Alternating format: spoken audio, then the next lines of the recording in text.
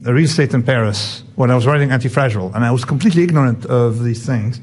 And I wondered where was the expensive real estate.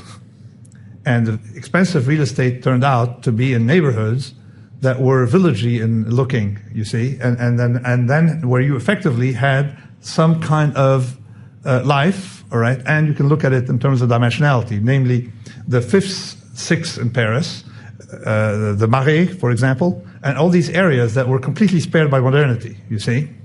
So it tells you that we were on a process before modernity of building neighborhoods in a certain way.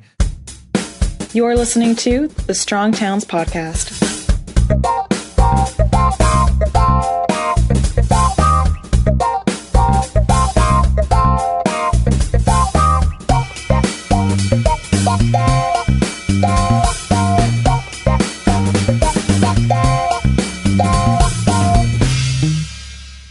Hey everybody, this is Chuck Marohn. Welcome back to the Strong Towns Podcast. This week, we're going to talk a little Nassim Taleb.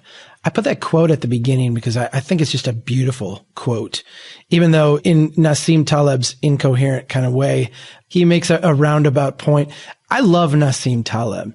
Over break, I was able to catch up on a little bit of video stuff that has been posted with him that I hadn't been able to watch before.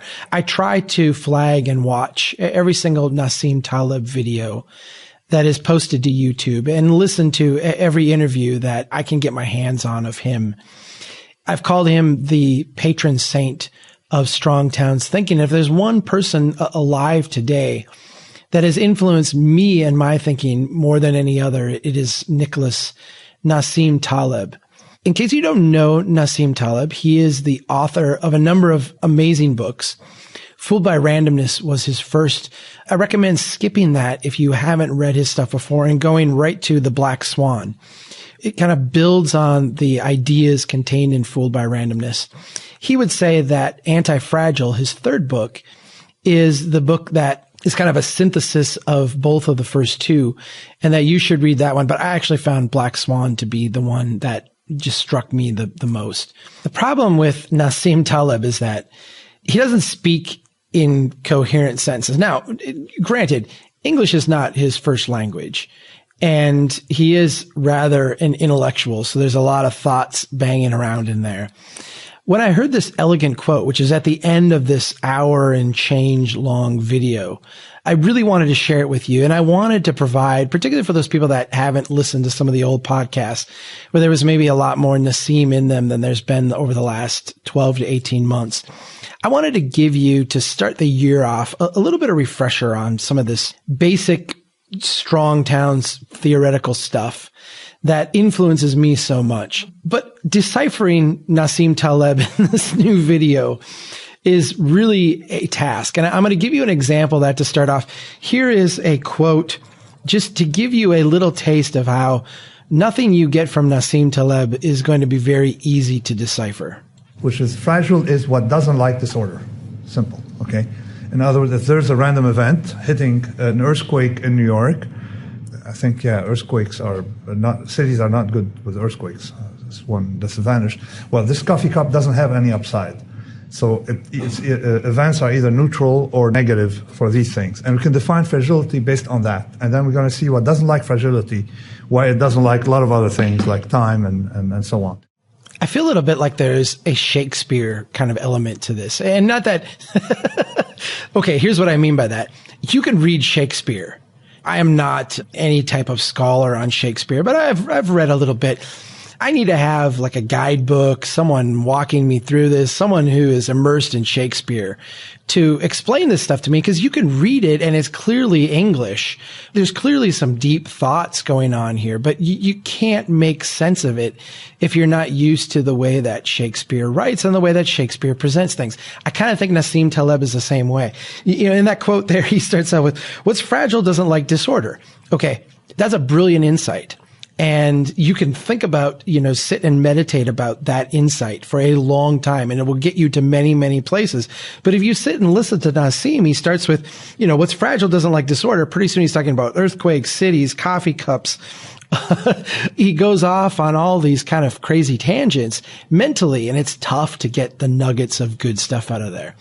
I'm going to take this podcast, and we might not finish up in this podcast. I might actually go into the next one and dissect this particular video and give you some of the nuggets out of it. Because this one was about city-states. I mean, the title of it is Small is Beautiful, which, you know, for many of you is going to ring some bells in the Schumacher genre. But he gets into it from his statistical standpoint, the whole fooled by randomness standpoint, and the anti-fragileness. And he talks about small places, iterative process, and so many of the things that influence us here at Strong Towns. So I want to go through some of these things and give you the Nassim, and then try to bring it back to Strong Towns and the cities and the conversations that we're having, because I feel like these are the most important insights of our day, and certainly the most important insights that are driving the Strong Towns movement. So here is Nassim talking about the opposite of fragile and why anti-fragile as a concept is different than resiliency. That's the opposite of fragile. When you ask people what's the opposite of fragile, they say robust. Robust isn't quite the opposite of fragile. Because if you ask people, even here at NY, even in the economics department, what's the opposite of negative, they don't say neutral, or the opposite of negative is positive. So negative fragility is not, nothing. The opposite would be something that gains from disorder, okay? At Strong Towns, our mission statement talks about cities growing strong and resilient. That was an intellectual compromise on my part. Really, I want cities to grow, to create systems that are anti-fragile, systems that gain from disorder. And it's really important to understand the difference. Something that is resilient, and this gets into his coffee cup thing a little bit, something that is resilient can withstand negative action towards it. So the coffee cup has a certain ability. It's resilient to certain types of stress. You can drop a coffee cup a couple inches, maybe a couple feet, and depending on the surface it lands on, it's not going to break. It's resilient from that. But once you stress it to a certain point, the coffee cup is going to break. It's going to fall apart and become many pieces, and then it's going to be worthless, right? So the coffee cup has a certain amount of resiliency. And when we look at how fragile cities are today, particularly financially, it's something people can really grasp very quickly that, oh, okay, you don't want us to be so fragile. You want us to be a little more resilient, a little more robust. But actually, what we at Strong Towns are trying to do is create systems that make cities anti-fragile, the opposite of fragile. In other words, cities where they become stronger when they are subjected to stress, when they're subjected to stressors. When they undergo stress and strain, they actually improve themselves and become stronger. Let me give you a little bit of Nassim talking about that very concept. But that's the central idea. What's the main difference between the organic and non-organic, between the engineered and non-engineered? This is a watch, okay? And this watch will never benefit from a random event. You agree? Okay. If you bang on it, it's not going to get better. My bones get better if I bang on a table. All right, may break the table. You know, if you do too much, you need a stronger table. Okay, over time. So there's a difference between the organic and the engineered. The organic communicates with its environment via stressors and only via stressors. All right, the organic, which cities are at their best, at their finest, at the place that we need them to be, at their anti-fragile, are organic creations. They are creations that exhibit those characteristics of natural organic systems. Those characteristics are complex systems emerge from a collection of interacting objects. Each interacting object experiences its own feedback and is free to adapt its strategy based on that experience. And so it is influenced by its environment. Now, pause there and think about that in terms of cities. Complex systems emerge. They're not imposed. They instead appear as if almost by magic. It's an interaction between different objects. We might understand some of them, but we don't understand all of them. And because there's all this independent feedback going on and interactions going on, we get this massive layering of complexity. And the system takes on essentially organic properties that we find in nature. In a blog post I did last year called Complex Cities, I talked about this. In our way of going about business today, we understand because we've essentially made our systems non-complex, and I'll talk about that in a little bit. One of the things we've done with our cities is we've come up with these very simple formulas to govern how they're to grow and how they're to be developed. We go out and we build a highway. We put in a frontage road. We run sewer and water. We know exactly what's going to show up there, right?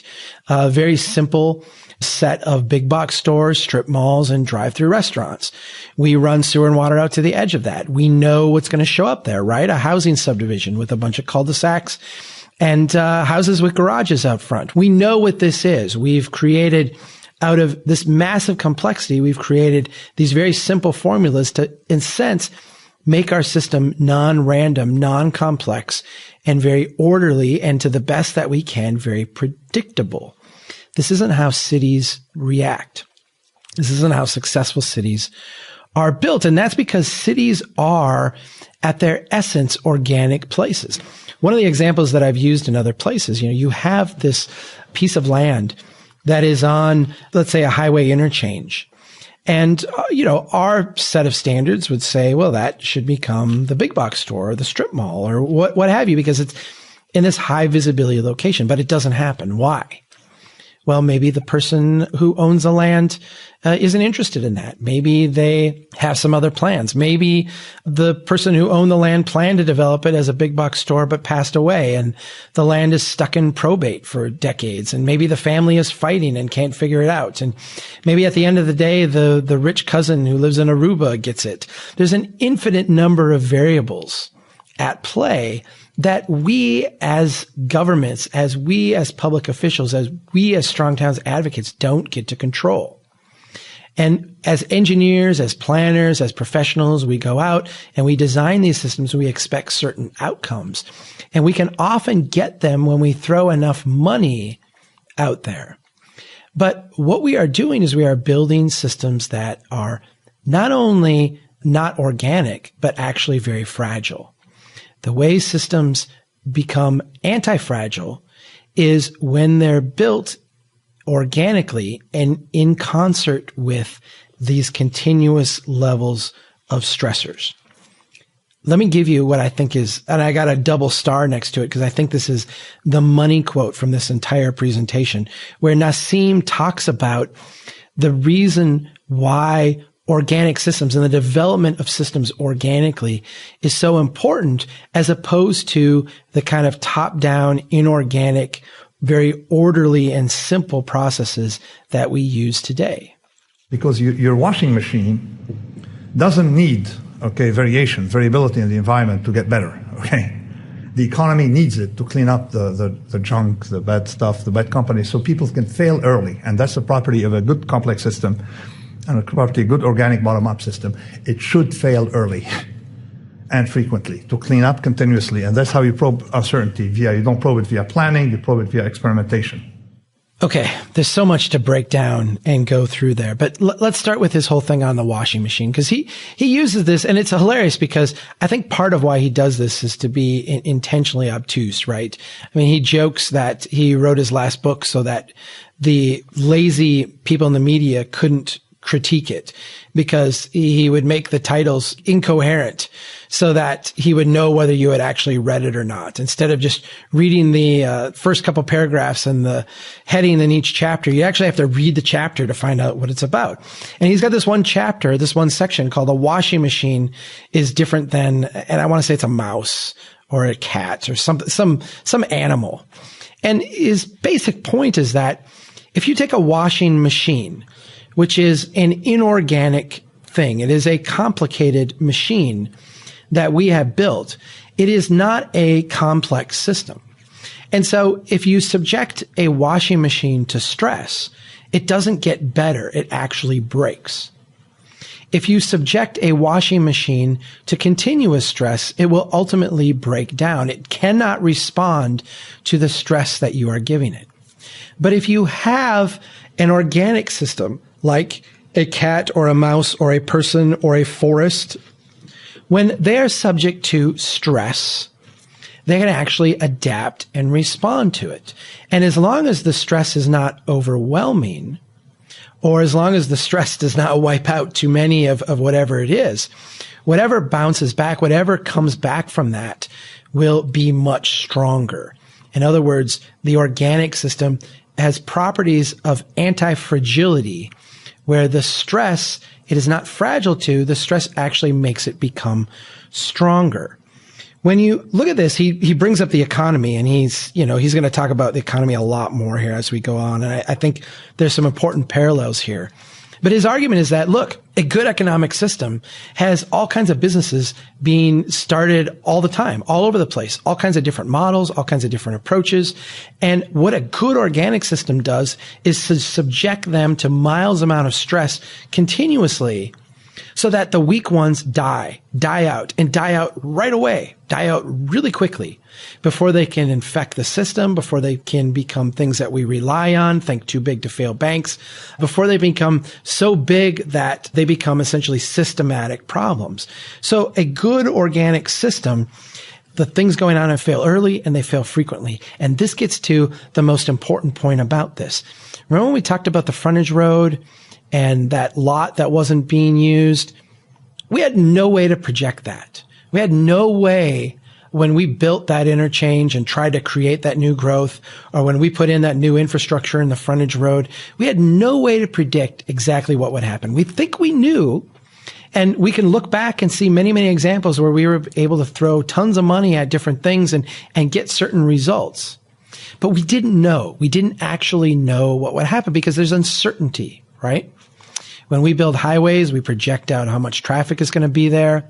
We have a really bad track record of being able to do this. We're often too low.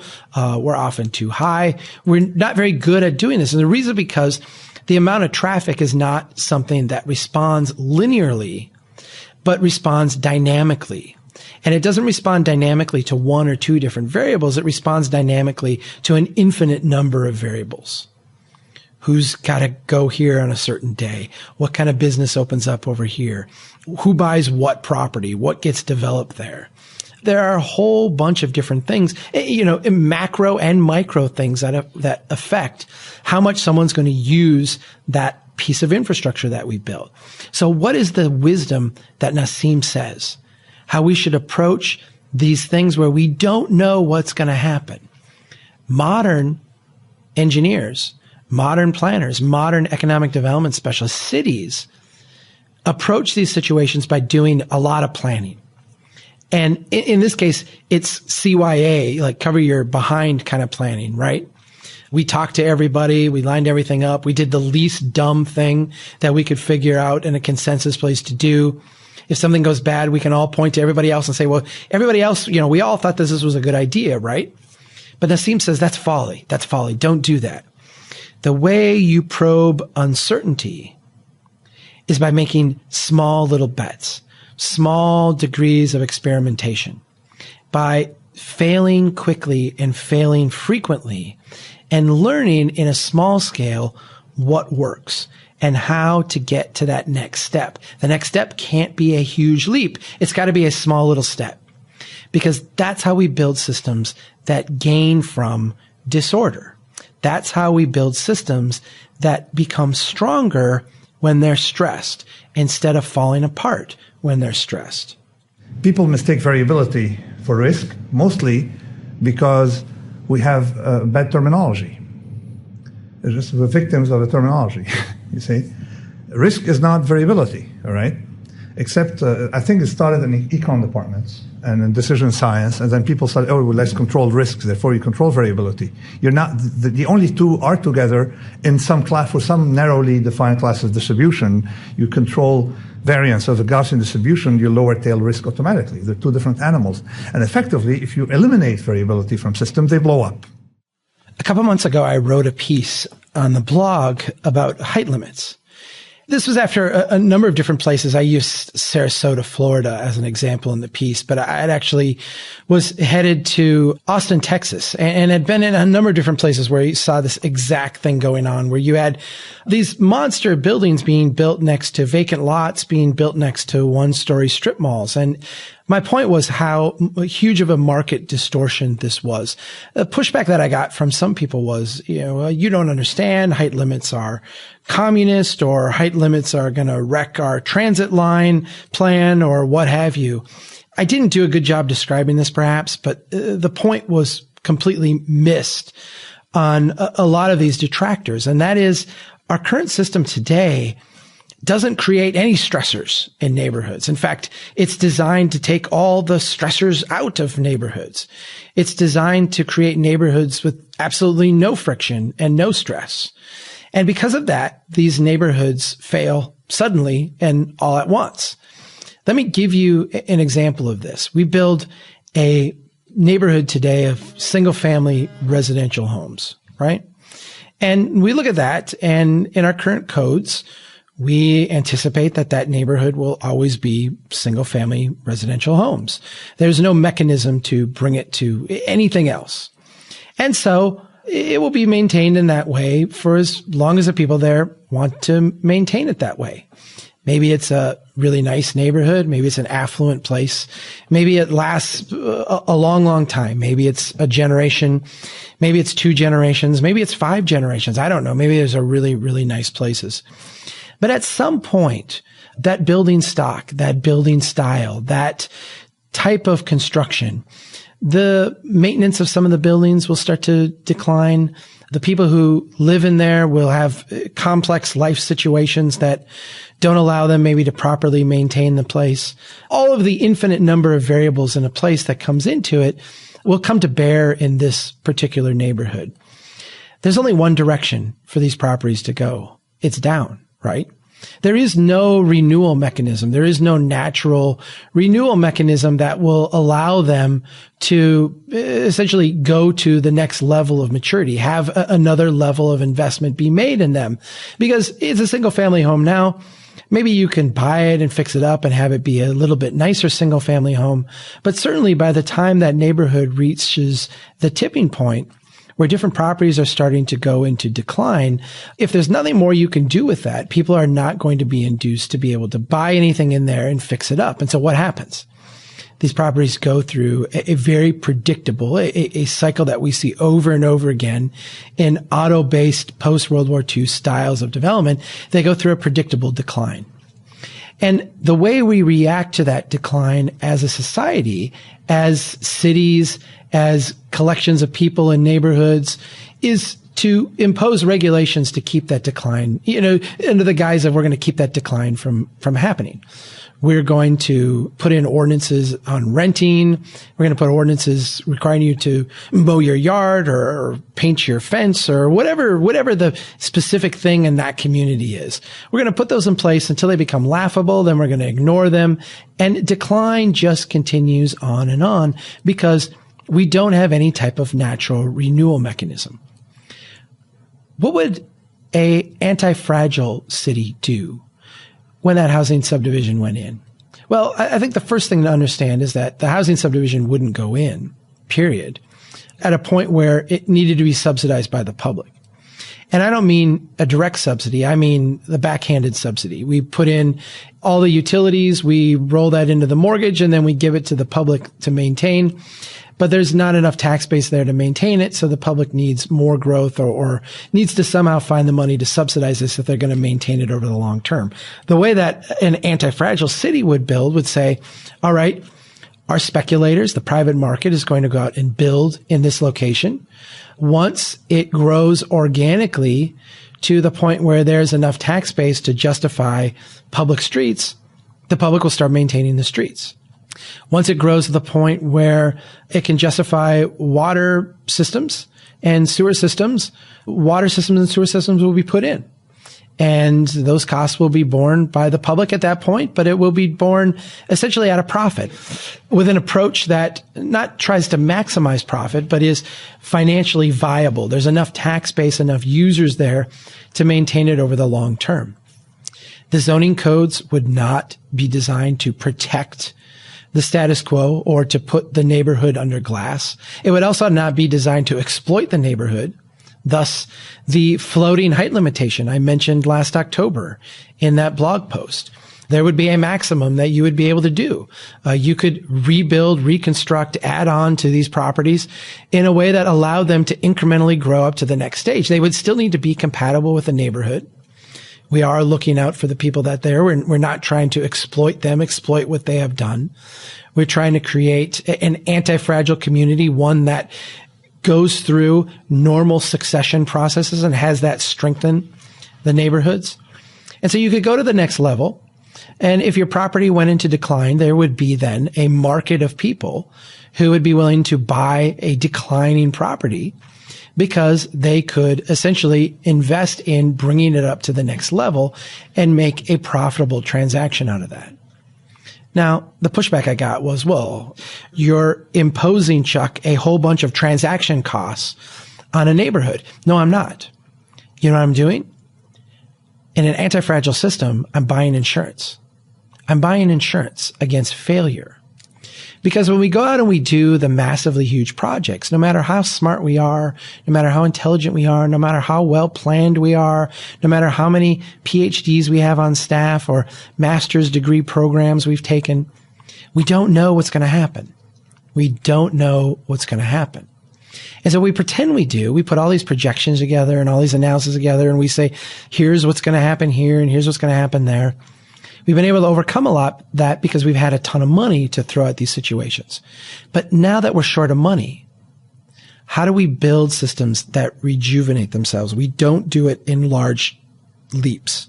We do it slowly and incrementally where our failures fail quickly and we don't create systems that have the appearance of stability, the lack of variability being mistaken for a lack of risk.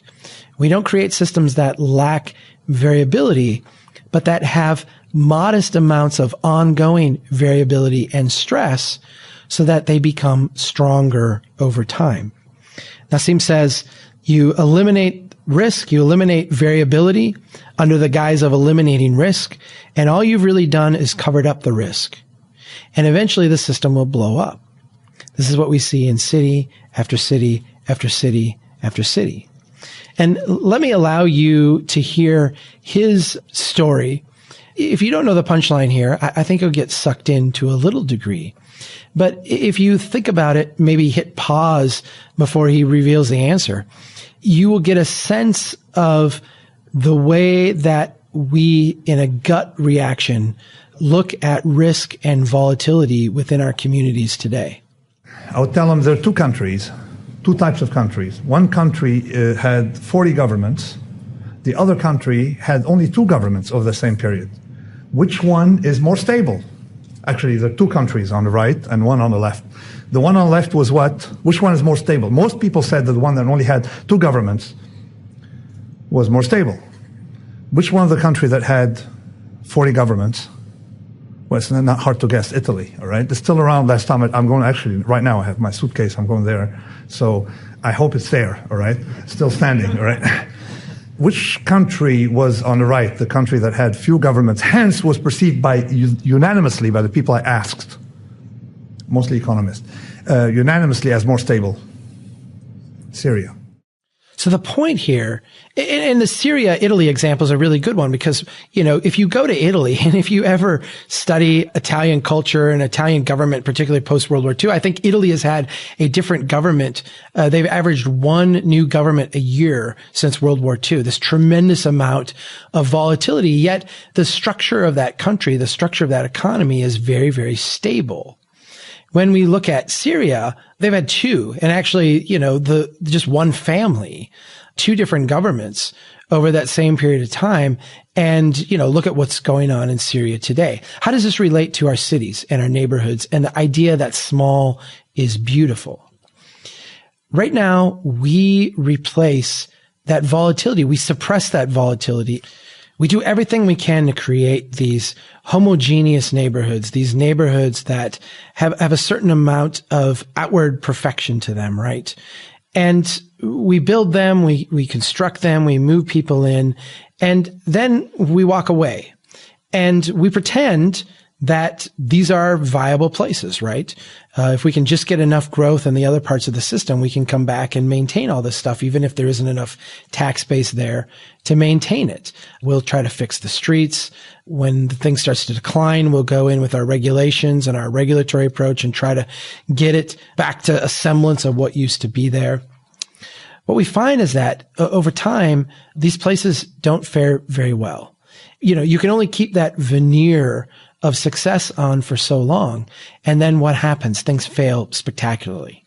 They fail all at once. And you get neighborhood by neighborhood by neighborhood start to go into rapid decline and failure because there's not been any underlying renewal process. There's been no underlying stress. So this is the problem, right? Over-intervention. If you over-intervene in a system, you make it seem a lot more stable, but eventually it collapses. So one of the problems we've experienced with our cities is not that we've kept them from failure, right? And don't mistake me. I'm not arguing for mass failure of our cities. I don't want pain. I don't want suffering. I don't want cities to experience enormous amounts of stress and the people in them to experience failure. Exactly the opposite. Exactly the opposite, right? I want to condition them and help them to be strong and resilient so that they're not subject to failure.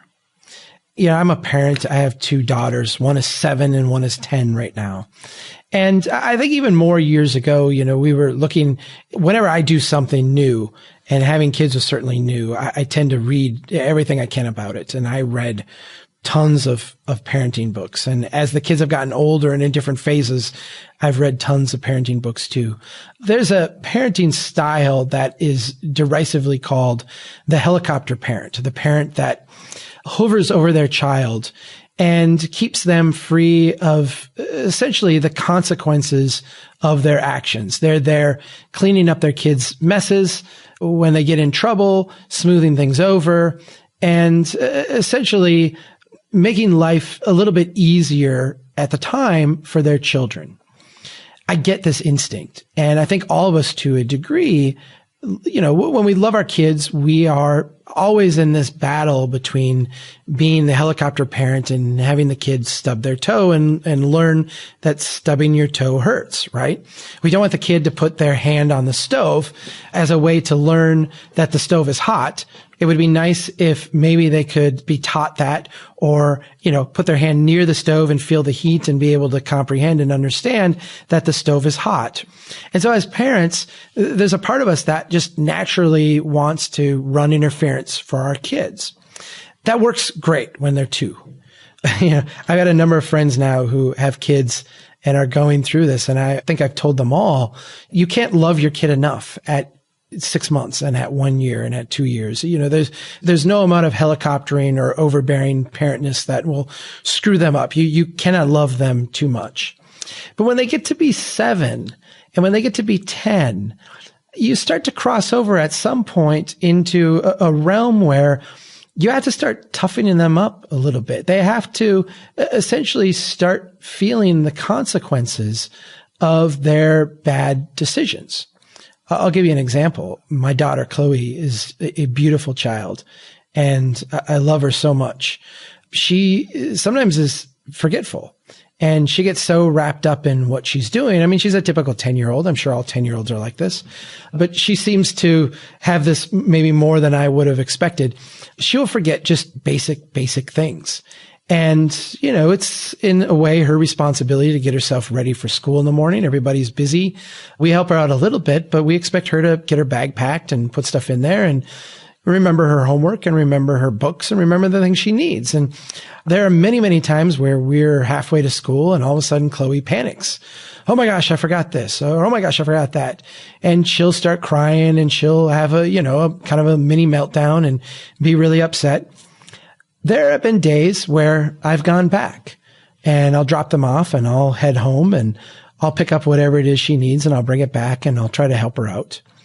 But there have been other days where I've said, I don't have time today. And maybe this one isn't such a big deal. Maybe she needs to kind of work through this. And I think it's probably going to be good for her to go and have to tell her teacher that she forgot it and have to deal with those consequences. Because if you don't go through that, if you don't deal with that, you're, not going to learn or not going to experience that. And essentially she would, potentially go off to college and, be a forgetful person who didn't have the skills they needed to be able to look after themselves. That's a far cry from saying, throw her out on a street by herself at age 10 and have her fend for herself because it'll toughen her up, right? So what we're talking about with cities here is not throw them out on the street and let them fend for themselves, but a different question. How do we create systems that contain moderate amount of continuous stress that allows our blocks and our neighborhoods and by result our cities to become antifragile, to become places where as they are stressed, they become stronger, not weaker. As they become stressed, they become better and more optimized and refined as opposed to fall apart. The way we go about doing this now is largely a kind of sad version of that helicopter parent, right? When cities have a difficult time, we sometimes drop in with our grant programs and our stimulus packages and what have you. We try to do the shovel-ready projects. When I step back and I look at how fragile our neighborhoods are, how little tax base there is, and how little wealth there is in these places compared to the overwhelming amount of liabilities, and I look at these programs to kind of juice things up a little bit more at the local level, it frustrates me to no end because I see the helicopter parent not doing anything to toughen up their place, not doing anything to make it stronger, more robust, more resilient, or at best anti-fragile. I see a system that is perpetuating the weakest components that it has. This gives us, in the short term, and there's a strong psychological, sociological reason why we do this. It gives us that over-intervention, that illusion of stability, that illusion of success. Right now, unemployment is low, right? Housing is starting to come back. We're starting to see increased housing starts. If you measure success the way that we have tended to measure success in the suburban experiment, things are starting to look they're starting to look a little bit better, right? But if you measure success on the balance sheet, if you measure success based on the level of fragility in our systems, we're far more fragile now than we were back in 2008. We've covered up and created the illusion of stability without actually toughening up our places, without actually putting in systems that are going to make them stronger and make them grow stronger over time. You have economies of scale. We all know about it. Anybody who studied anything in business school has heard the word economies of scale. But then there's a logical fallacy right there they can observe. The first thing I realized if you think dynamically, is when the professor was talking about the economies of scale, say, why on earth don't we have like two companies on planet Earth? I wanted to include this because this was the conversation we had a few years ago when things got a little bit difficult. Not only here in Minnesota, but in a number of states for different cities. The idea was, well, we just need to consolidate these things. We need to have, fewer counties. We need to have fewer cities. It makes way more sense for us to just have one entity out there plowing the roads, one entity out there maintaining the ditches, one entity out there in charge of the sewer and the water system and what have you. And it gets right back to the same thing that Taleb is talking about. Yes, what we will do with a system like that is we will solve the problems today. There's no question at all that consolidating governments, making one bigger system, adding one huge tax that everybody pays into a little bit, and then divvying that up for roadways, for example, we can solve all the problems of today by doing that. There's no question that if our problem that we're trying to face and that we're trying to solve is the one right in front of our face, we can solve that one today by brute force. The question that I want to ask, and I think the more elegant thing to try to answer, is how do we create systems that solve themselves? How do we create systems where the problems are manifest early at a point where they're relatively easy to take care of. Right now in Minnesota, we have this huge debate going on over transportation. Like most states in the union, we have this massive gap between what we need to spend to maintain our systems, what people are willing to spend, and what we're actually projected to spend or collect in revenue over the next 2 decades. What we're expected to collect in revenue is a tiny, tiny fraction of what we actually need to keep everything running and make everything work. People, I think, are willing to pay a little bit more, but the amount they're willing to pay is nowhere near what it's going to take to continue on our current course. Now, if your only concern is the problem we face today, the budget shortfall we face today, or even the budget shortfall we face over the next few years, a wholesale tax on gasoline, a far more opaque tax than the opaque gas tax that we have today, is a just fine solution, right? It solves the problem. It gets you to tomorrow. It kicks the can down the road, and tomorrow's problem is somebody else. If you want a more anti-fragile solution, one that will actually get to the problem and help the problem kind of self-regulate, then what you want is something more like a mileage tax, right?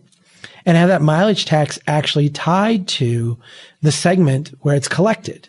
Because then what'll happen is supply and demand, the market will actually tell you this is a segment where we need to spend more money. This is a segment where we're spending way too much money. And the system will essentially regulate itself, or it will give you the cues that you need to make really intelligent decisions about where to invest your money. We opt for orderly but dumb systems, as opposed to chaotic but smart systems.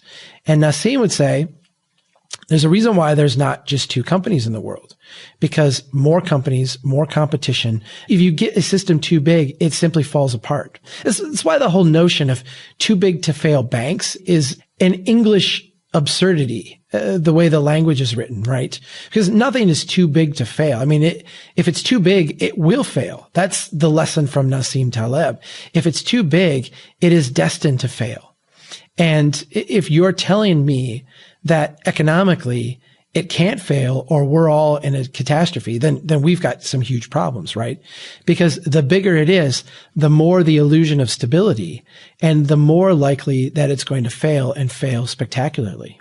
An elephant breaks a leg if it falls from this, all right? Or falls from this height, an elephant breaks a leg. A mouse, as they say across the world, I teach in Brooklyn. In Brooklyn, they say, it don't care, all right?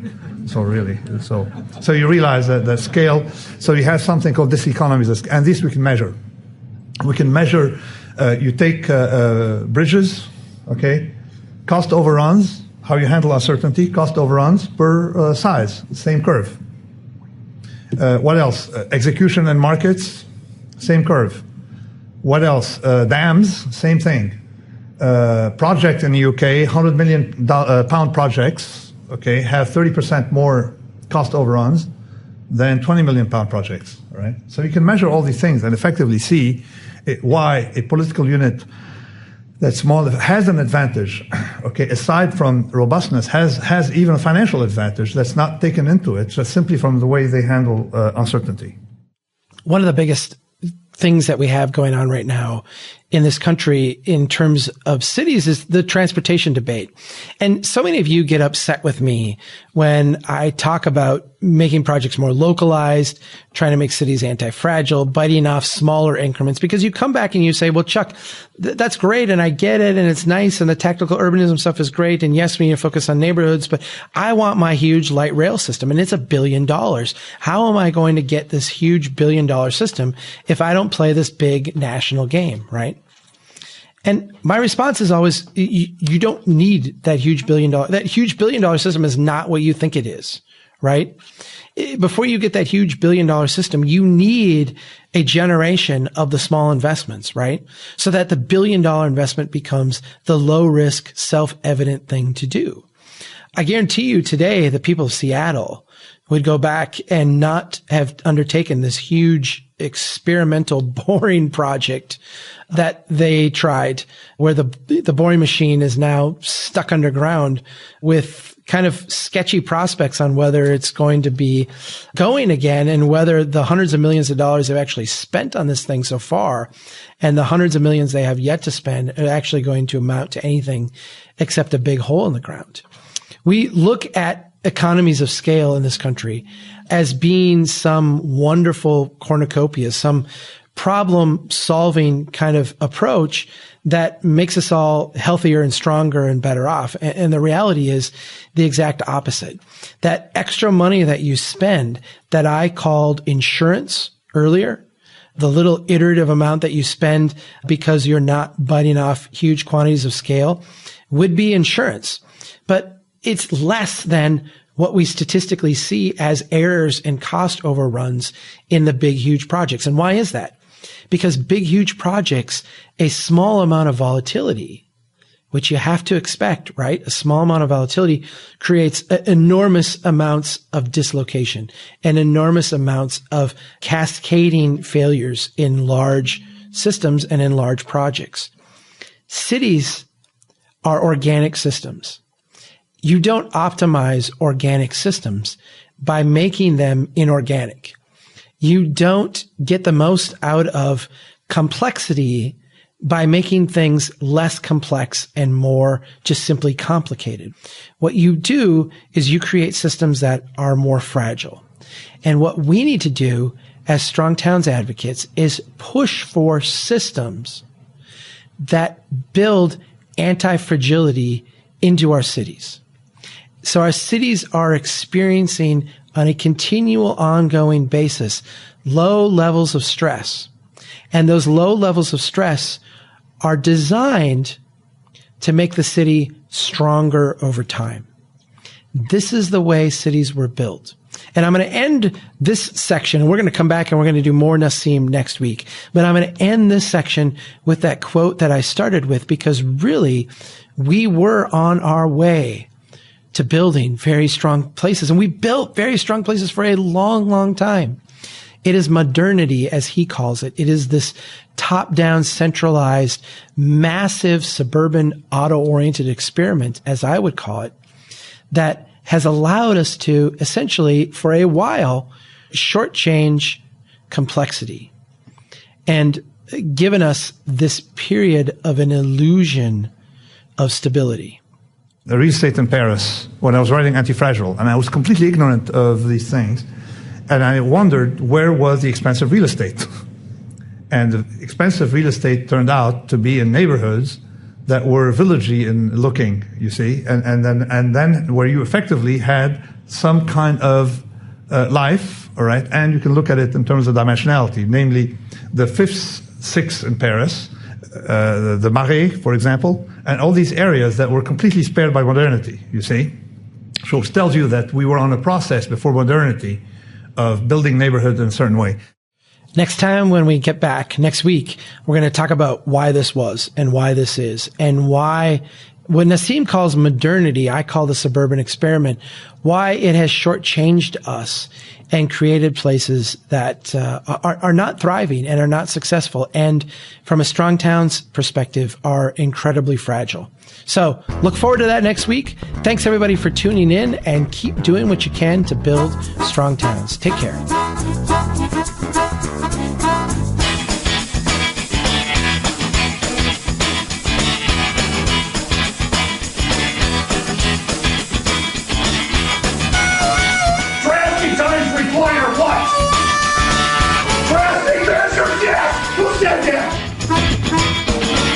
They know that America's one big pothole right now. Bill. That's the story. Chuck Marohn, this has been fascinating. Who made the city?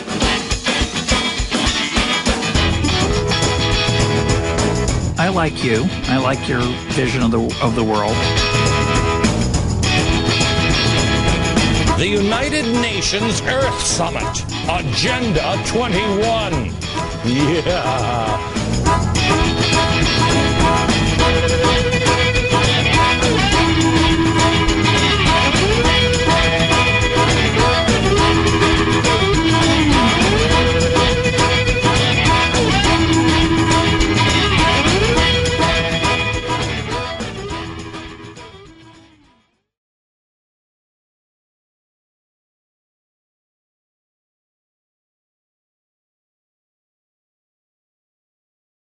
It helps to make eye contact with drivers so you know they see you. Good morning. Lovely day for a walk. Even when you're looking out for them, they may not be looking out for you. That's why you should always pay attention and never get distracted. Yeah, Mom. That means no cell phones. Right. No cell phones, no earbuds, no video games, and no horseplay.